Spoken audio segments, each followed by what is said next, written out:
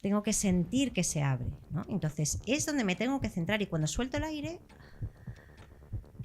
tengo que sentir que se cierra y mi diafragma se tiene que contraer y se tiene que expander, pero no para el abdomen, sino para los pulmones, para tirar de los pulmones para abajo. Normalmente me llegan pacientes que están ya hartos, ¿vale? Que están hartos de ir a diferentes especialistas, de ir a distintos médicos y que no se resuelva su problema. ¿Crees que la gente actualmente tiene buenos hábitos o que no? La gente no tiene buenos hábitos en general. Todo me pasa, no sé por qué, o tengo muy mala suerte, tengo muy mala salud y yo no puedo hacer nada, ¿no? Hay muchos sitios donde hay mucho intrusismo. Que realmente meditar no es quedarte en blanco, sino es quedarte en un limbo pero concentrado en lo que estás haciendo y como que conectado contigo mismo. Hay muchísimos tipos de meditación. No es que dejes la mente en blanco, sino lo que anulas es el pensamiento, o en lo que dejas que vengan los pensamientos pero no se queden. Hay cierta música que te ayuda a meterte en ti mismo, concentrarte y quedarte fijo en esa sensación de la música. ¿Qué cosa tiene buena la música?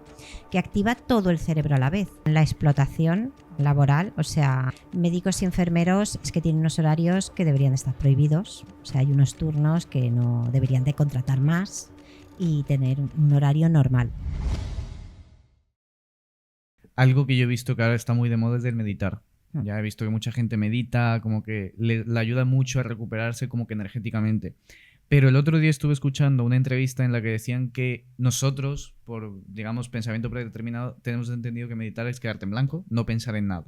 Y esa entrevista decía el chico que no, o sea, que realmente meditar no es quedarte en blanco, sino es quedarte en un limbo, pero concentrado en lo que estás haciendo y como que conectado contigo mismo. ¿Cómo definirías tú el meditar para que la gente entienda qué es y qué no es? Creo que meditar son muchísimas cosas.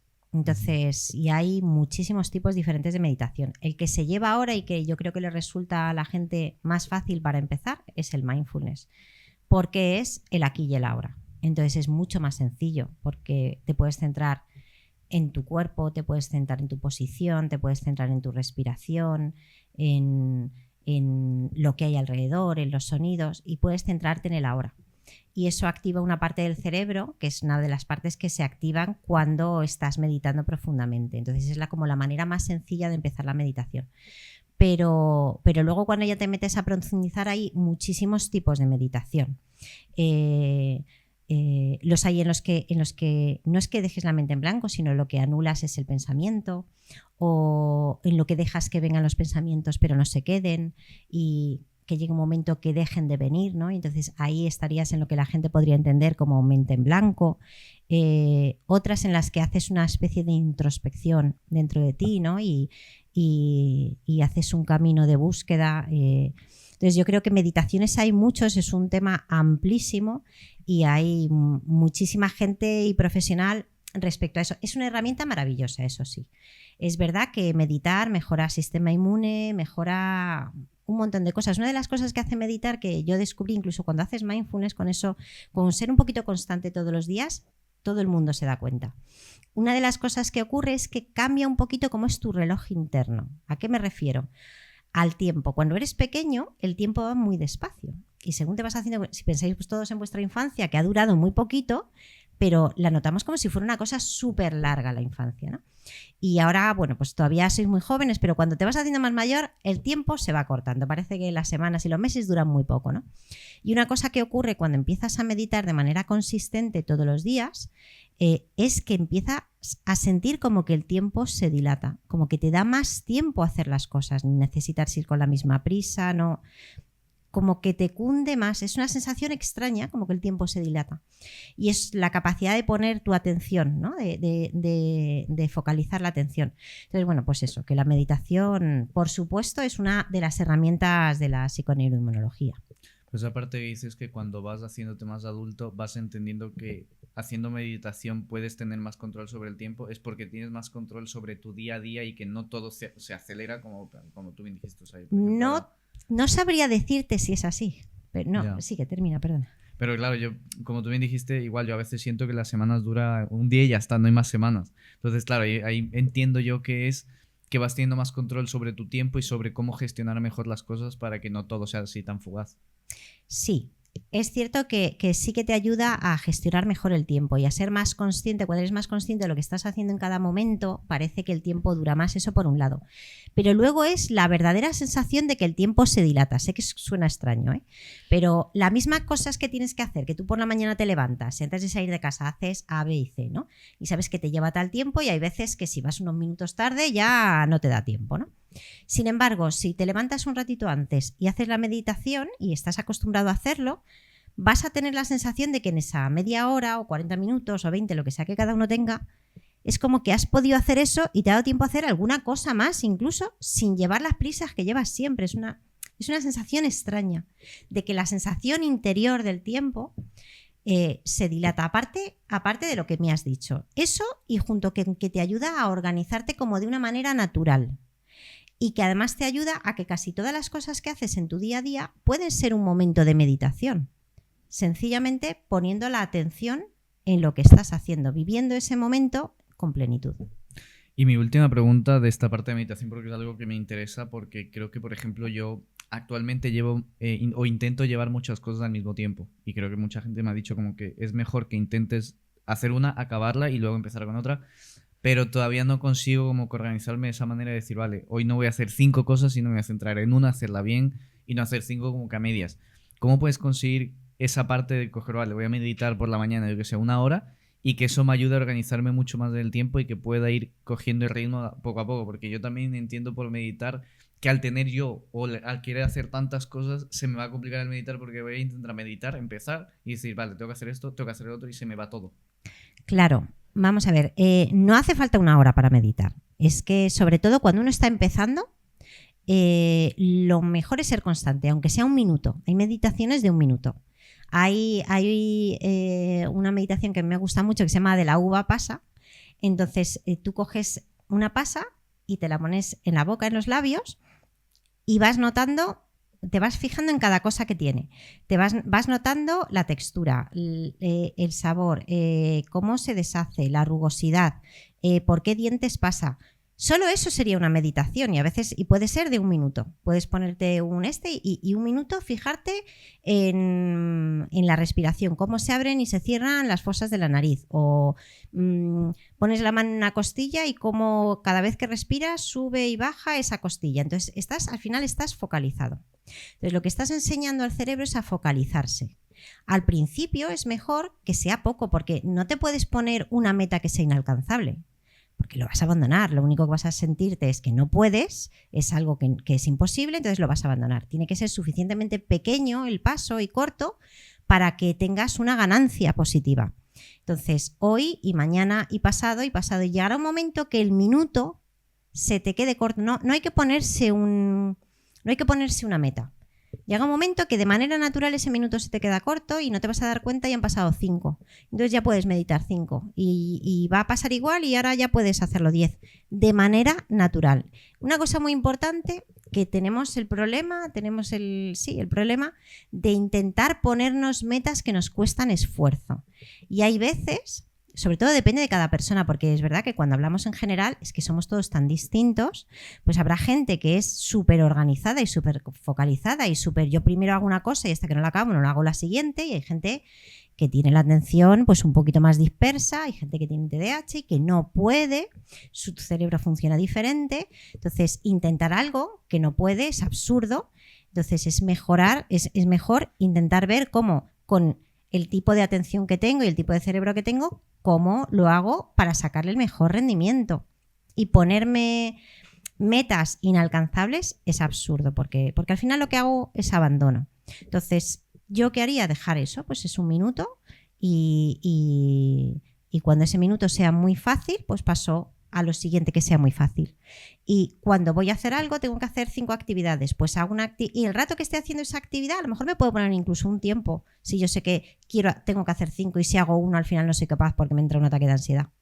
Entonces, me puedo poner un tiempo en el cronómetro, 1 hora o lo que sea, y ese tiempo que estoy haciendo eso, estoy al 300% haciendo eso. Y a lo mejor hasta la acabo. ¿O no? ¿Qué importa? Otra cosa con la meditación, es importante cuando estás meditando el no luchar. Es una de las cosas más importantes porque el cerebro está preparado para estar hablando todo el rato. Entonces te está hablando, te está contando cosas, te está trayendo ideas, te está trayendo pensamientos. Y lo que hay que hacer es no luchar con ellas, es dejarlas que se vayan. Vienen y se van. Entonces, cuando tú te estás intentando, por eso lo de la mente en blanco es muy difícil, sobre todo eso es para gente que está mucho más avanzada. Pero cuando uno está empezando, el centrarse en una sensación física es mucho más fácil. Entonces, si te centras en lo que sea que te estés centrando, en la respiración, o que tienes el cinturón muy apretado, o lo que sea, ¿no? O que llevas un guante puesto, da igual, no importa. Te centras en esa sensación y cuando viene un pensamiento, en vez de subirte a ese pensamiento, en vez de montarte en él y que te atrape y que te lleve, es darte cuenta de que ha venido el pensamiento y volver a lo que estabas. Entonces no pasa nada si pensamientos van a estar viniendo todo el rato, pero sencillamente hay que darse cuenta de que ha venido, desengancharse y volver a lo que estabas. Y eso es meditar también, eso es un trabajo de meditación. Ese poder focalizar, el decir, me estoy dando cuenta de que viene una distracción y vuelvo y me centro. Para quien a veces es muy difícil hacer una meditación en silencio absoluto y ser tú el que lo lleva todo.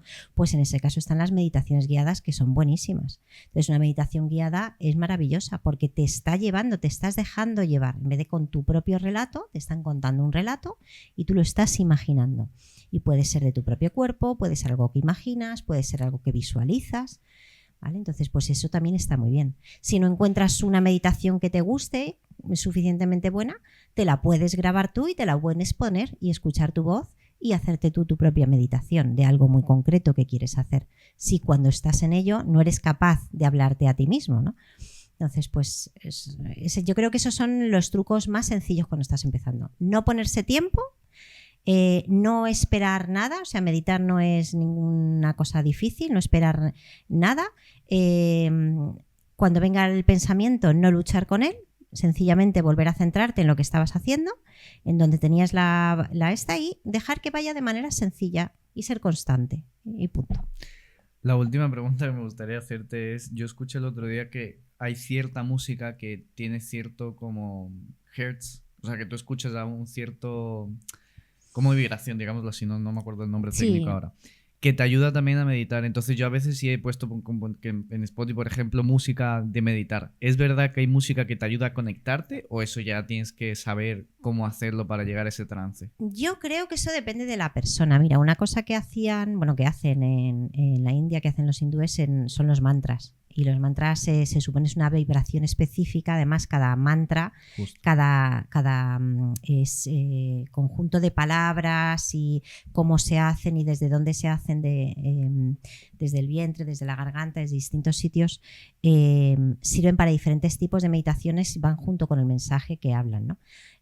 Hay una, no me acuerdo el nombre, pero hay una chica en YouTube que ella, los mantras, incluso los libros de... no me acuerdo cómo se llaman, el Rig Veda y otros, estos libros, ella se los sabe y los canta como mantras y es espectacular. Entonces, hay gente a la que le ayuda porque te ayuda a concentrarte, ¿vale? Hay cierta música que te ayuda a meterte en ti mismo, concentrarte y quedarte fijo en esa sensación de la música. ¿Qué cosa tiene buena la música? Que activa todo el cerebro a la vez. Y es otra cosa que hace la meditación, activa todo el cerebro a la vez. Se supone también que cuando tú estás, por ejemplo, tocando un instrumento y cuando sabes tocarlo suficientemente bien y estás ahí en un momento de flow de estos, ¿no? Pues estás igual que meditando, porque estás usando todo el cerebro a la vez, todo va. Todo fluye, como dice la palabra, ¿no? Entonces no hay ningún esfuerzo en ese momento y estás en el aquí y en el ahora con todo tu cerebro. Entonces yo creo que sí que las músicas pueden ayudarnos mucho. Creo que esa capacidad que tenemos y cómo nos mueven por dentro nos pueden llevar a un estado profundo de meditación y por eso la gente utiliza esos mantras o esos sonidos culturales, ¿no? Para meditar. Y además en las sociedades tribales alrededor del mundo, una de las cosas que utilizan para entrar en trance es no solo las drogas o diferentes alucinógenos, sino también la música, el ritmo, los tambores, el golpeteo de los pies, el movimiento del cuerpo, ¿no? Entonces la música creo que es consustancial a esa sensación de meditación. Por eso te digo que hay muchísimos tipos de meditación.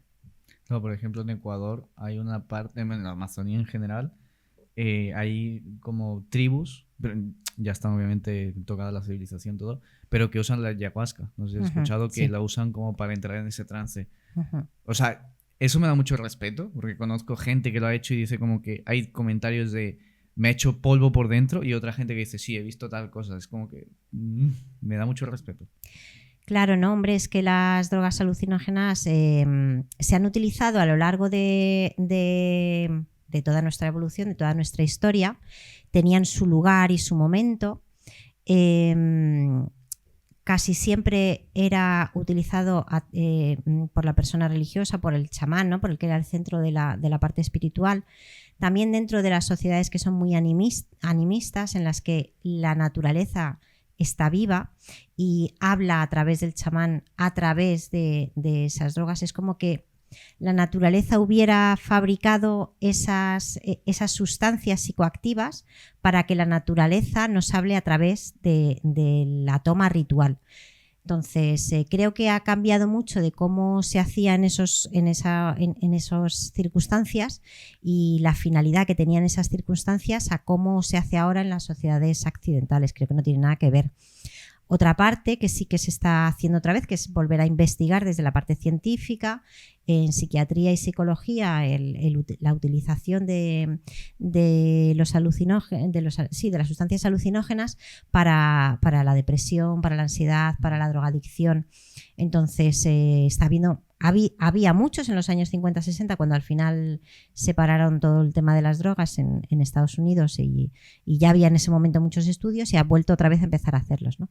Pero creo que la manera general en la que la gente piensa al respecto de esto no tiene en cuenta los muchos peligros que tienen, ¿no? Porque es peligrosa para nuestro cerebro. Entonces hay tipo de personas que no pueden, hay gente que tiene más facilidad, por ejemplo, pues para tener brotes psicóticos, con lo cual no debería de tomarla porque le va a desencadenar un brote psicótico, puede tener un mal viaje. Los malos viajes dependen mucho del estado de esa persona, del estado psicológico de la persona, de las sustancias que toma, de si está alimentándose mal, tomando café, tomando alcohol, tomando otras sustancias, del contexto en el que está. Entonces, por eso en todos los estudios ahora mismo en psicología el contexto es muy importante y hacen un trabajo preparatorio antes de esto. Entonces, claro, cuando uno se aventura por sí mismo para hacerlo de cualquier manera, pues las cosas pueden salir mal, claro. ¿Qué tan importante es la respiración en nuestra vida? Pues importantísima, porque, hombre, si no respiramos, nos morimos. Una respiración consciente en nuestra vida. No, pero empezando por ahí, o sea, eso por un lado. Entonces, siendo conscientes de que si no respiramos, nos morimos. Y con la respiración, la respiración es un... Igual, otra vez vuelvo al mundo hindú, ¿no? La respiración es toda una disciplina para ellos. El pranayama es todo un método de respiraciones y en diferentes tipos de meditaciones y de yogas que hay. Uno de ellos es la respiración. Entonces hay muchísimos tipos de respiraciones. Respiraciones que lo que hacen es que te aumentan la energía, que te la bajan, que te aumentan el calor. Hay unos yogis que en los Himalayas van ahí ellos desnuditos con sus taparrabos y sus pelos y están ahí sentados en el hielo y se ponen a hacer un tipo de respiración y empiezan a sudar y empiezan a echar humo del calor que entran, ¿no? Y entonces les mantiene vivos en ese sitio tan frío, ¿no? Y pueden estar muchas horas meditando sentados en el hielo. Entonces, lo utiliza también... ¿cómo se llama este hombre?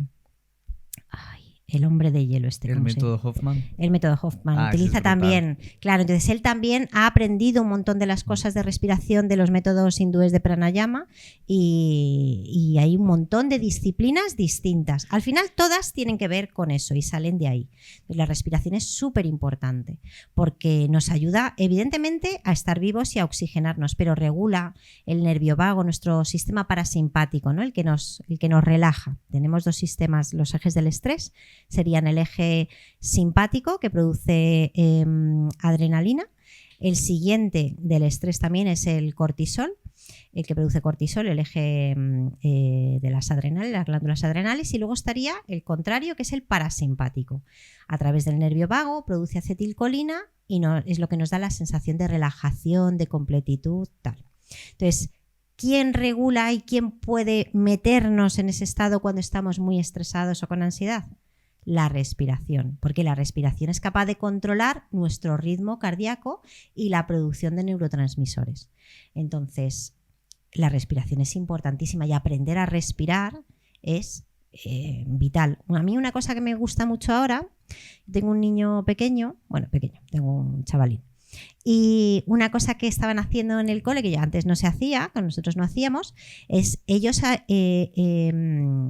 aprenden a hacer un poquito de yoga, meditación y respiración.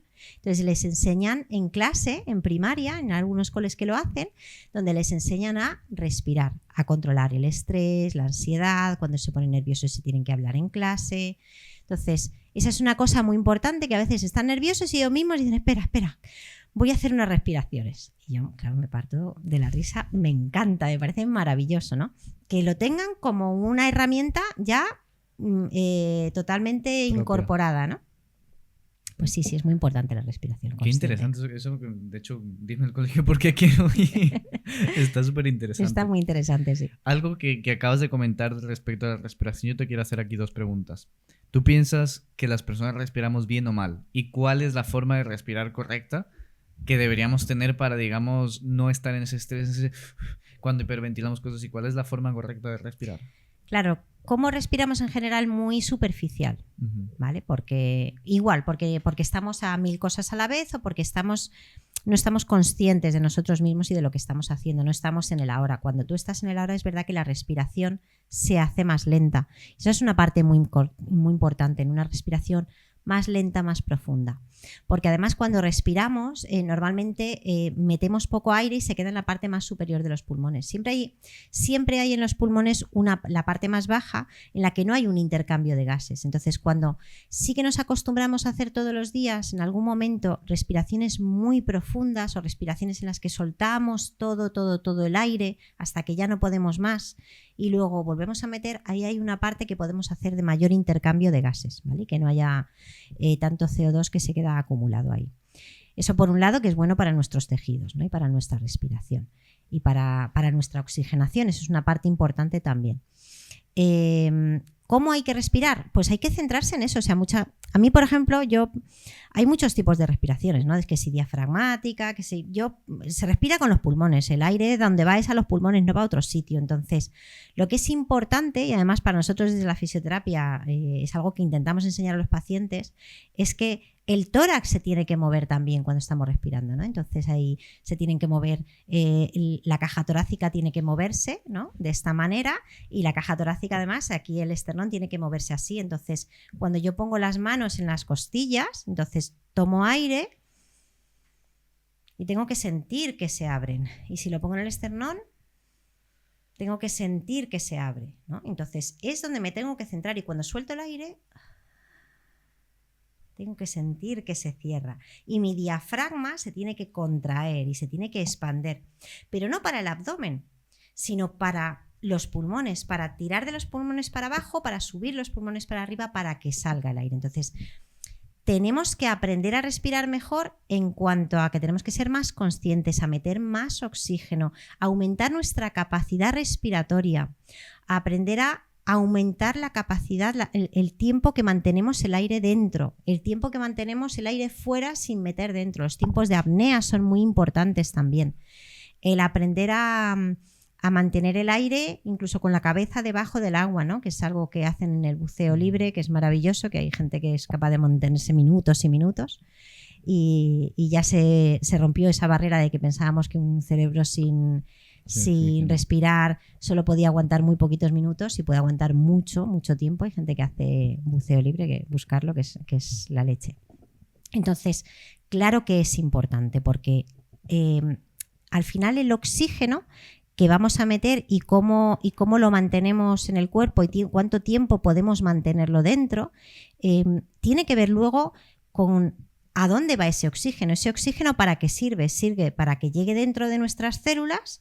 Dentro de las células llega a un sitio que se llama mitocondrias y esas mitocondrias hagan la respiración, que es la respiración química, es que conviertan esa parte del oxígeno, lo conviertan en energía para nosotros. O sea que al final el oxígeno pues, nos sirve para eso.